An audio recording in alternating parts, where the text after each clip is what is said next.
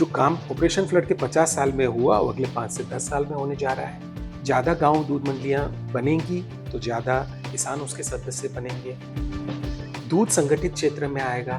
Cooperatives के और जो फायदे होते हैं वेटरनरी सर्विस के, ब्रीड इम्प्रूवमेंट के, फीड इम्प्रूवमेंट के, वो भी गाँव-गाँव तक पहुँचेंगे। तो जो कोऑपरेटिव्स कर सकती है वो प्राइवेट सेक्टर नहीं कर सकता और गवर्नमेंट भी नहीं कर सकती। मिल्क देश का सबसे बड़ा एग्रीकल्चरल क्रॉप है। टोटल भारत में जितना गेहूं का उत्पादन होता है, पैडी का उत्पादन होता है, ऑयल सीड्स का उत्पादन होता है, ये तीनों की उपज मूल्य से सिर्फ अकेले दूध का मूल्य ज्यादा है।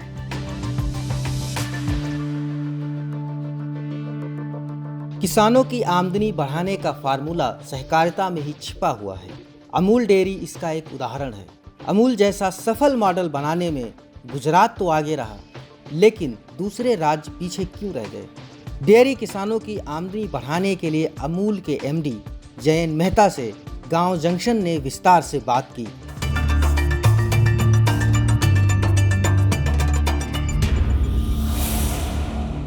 सर, एक तरफ आपके फार्मर्स हैं जो अच्छा दूध उत्पादन करते हैं, चाहे छोटे हों या बड़े हों, पैसा कमा रहे हैं। दूसरी तरफ इंडिया में एक बहुत बड़ा ऐसा तबका है जो गाय या जानवरों को प्रोडक्टिव नहीं मानता है और खुला छोड़ देता है। नस्ल सुधार की बहुत बात होती है। गुजरात में जो मॉडल डेवलप हुआ, आपने बताया कि टेक्नोलॉजी से लेके फॉडर सब सारी चीज़ें देते हैं। अदर स्टेट्स में वो चीज़ें नहीं आ पा रही हैं और भारत काफ़ी अच्छा कर सकता है इस सेक्टर में, एनिमल हस्बेंड्री में और मिल्क प्रोडक्शन में। चूक कहाँ पे हुई? अब वैसे इसको देखें तो चूक नहीं कह सकते, इसको वर्क इन प्रोग्रेस कह सकते हैं। अमूल की कंपैरिजन औरों से करना इतना वो वाजिब इसीलिए नहीं है कि हमको 80 साल लगे हैं इस मुकाम तक पहुंचते। बाकी सब देश भर की कोऑपरेटिव्स आई हैं, वो अमूल के बाद आई हैं। तो इनको भी अगर और मानो पिछले 40-50 साल या उससे कम समय में उनको भी अगर 10-20 साल और मिलेंगे तो वो भी अमूल या अमूल की समकक्ष या अमूल जैसी अच्छी बन सकती है। 2-3 चीजें हो रही हैं और आपने जो अच्छे मुद्दे चूज किए हैं। एक है नस्ल सुधारने की बात की, देशी जो हमारी ब्रीड्स हैं उनको ध्यान देके उसको ग्रो करने की बात हुई, कोऑपरेटिव मॉडल को स्ट्रेंथन करने की बात हुई, देश के अन्य राज्यों में ये कोऑपरेटिव फेडरेशन या कोऑपरेटिव ब्रांड्स को मजबूत करने की बात हुई। तो ये जागृति चारों तरफ हो रही है। एक सिंपल सा उदाहरण मैं देता हूँ कि गुजरात में 18,000 गांव है, लगभग हर गांव में एक दूध मंडी है। ठीक है, देश भर में ऐसे 2 लाख गांवों में दूध मंडियां हैं और भारत में 7 लाख गांव हैं, जैसा आप जानते हैं। तो 5 लाख गांव ऐसे भी है देश की आजादी को 75 साल हुए उसके बाद भी, कि जहां दूध की मंडियां नहीं है। कई कारण हो सकते हैं, दूध कम होना या उनकी वायबिलिटी नहीं होना पर जो नया मंत्रालय हमारा सरकार का बना, उसने ये विजन दिया कि देश के बाकी जो 5 लाख गांव में दूध मंडियां नहीं है, वहां में अगले 5 से 10 साल में 2 लाख गांव में दूध मंडियां और बनाई जाए। इसका मतलब जो काम ऑपरेशन फ्लड के 50 साल में हुआ वो अगले 5 से 10 साल में होने जा रहा है। ज़्यादा गाँव दूध मंडियाँ बनेंगी तो ज़्यादा किसान उसके सदस्य बनेंगे, महिलाएं उसकी सदस्य बनेंगी। दूध संगठित क्षेत्र में आएगा। कोऑपरेटिव्स के और जो फायदे होते हैं वेटरनरी सर्विस के, ब्रीड इम्प्रूवमेंट के, फीड इम्प्रूवमेंट के, वो भी गांव-गांव तक पहुंचेंगे और उसकी वजह से जो इस क्षेत्र में जो ग्रोथ होना है वो आगे जाके होगा। अब आज वर्ल्ड की बात करें तो इंडिया का वर्ल्ड का लार्जेस्ट मिल्क प्रोड्यूसर तो है ही है, विश्व का करीबन 1/4 हिस्सा मिल्क प्रोडक्शन का भारत से है। अगले 10 साल में ये 1/3 होने वाला है। तो आज अगर 25% of the world milk Bharat में प्रोड्यूस हो रहा है, 10 साल में 33% of the total milk in the world will be produced in India.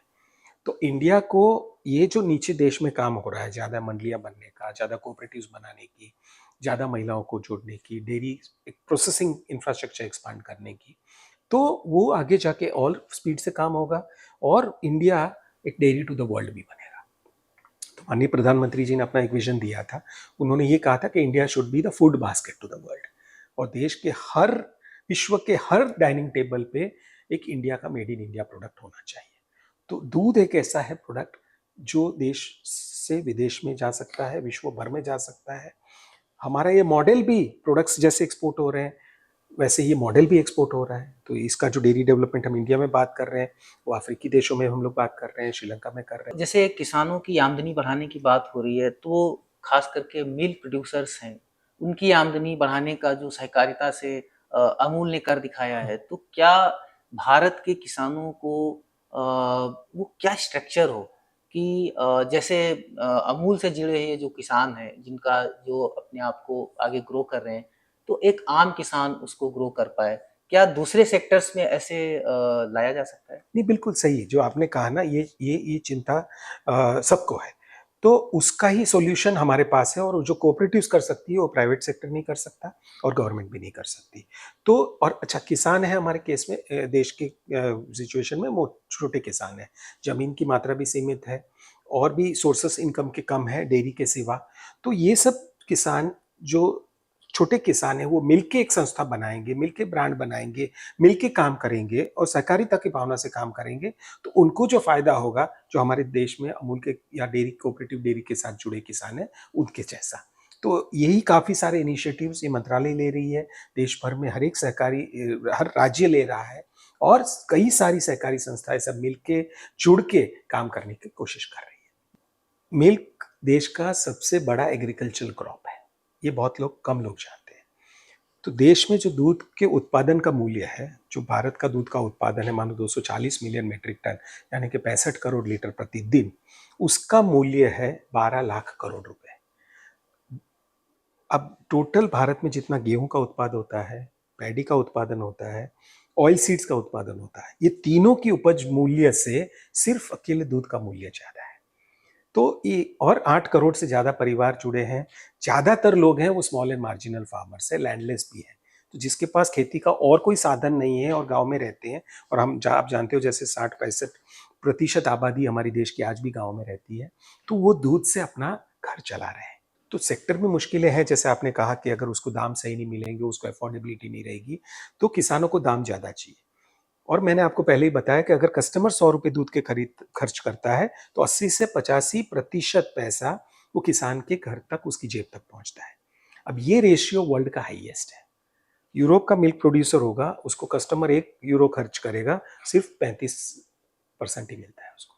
US में भी 35% मिलता है, ऑस्ट्रेलिया न्यूजीलैंड में भी 1/3 ही हिस्सा मिलता है, जैसे, लेकिन भारत में करीबन 70-80% उसको मिलता है। तो ये कोऑपरेटिव्स की वजह से, और ये एक संगठित क्षेत्र जो हमारा इस मॉडल से बना है, उसकी वजह से किसानों को सबसे ज्यादा फायदा होता है।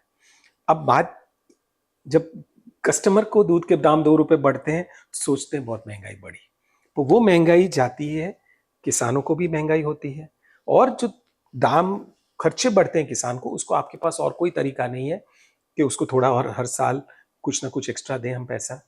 उसके खर्च कम करने की भी कोशिश हो रही है, उसकी नस्ल सुधार के, उसकी दूध की वॉल्यूम भी बढ़ेगा, तो उसका टर्नओवर भी बढ़ेगा और उनको इनकम भी बढ़ेगी।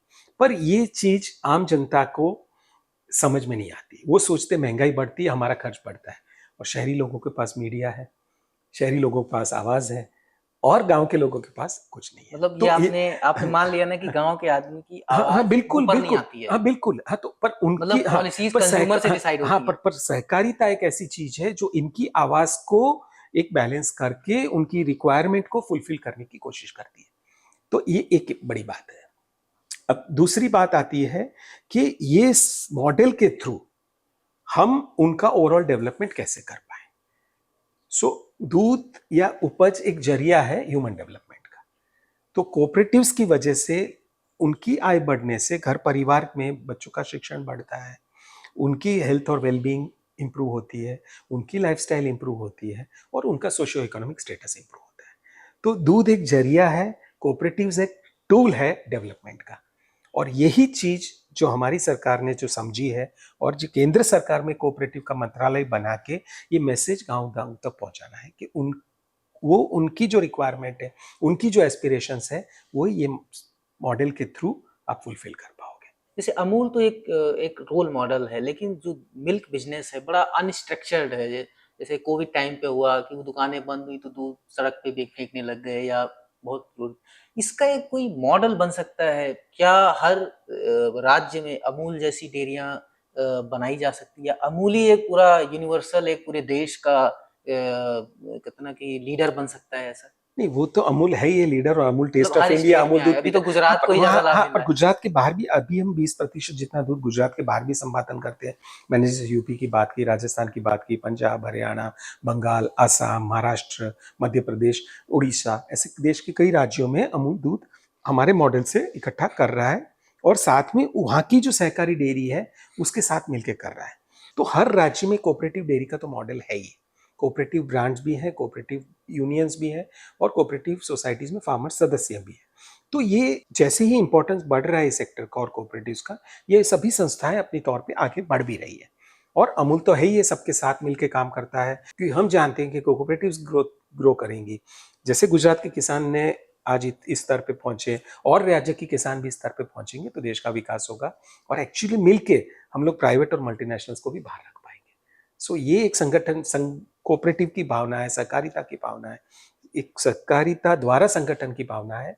ये अमूल और हमारे देश के सभी कोऑपरेटिव्स मिलके कर रहे हैं काम, और देश को जैसे आगे बढ़ा के डेयरी टू द वर्ल्ड बनाने का काम भी कर रहे हैं। सर बहुत-बहुत शुक्रिया हमें समय देने के लिए।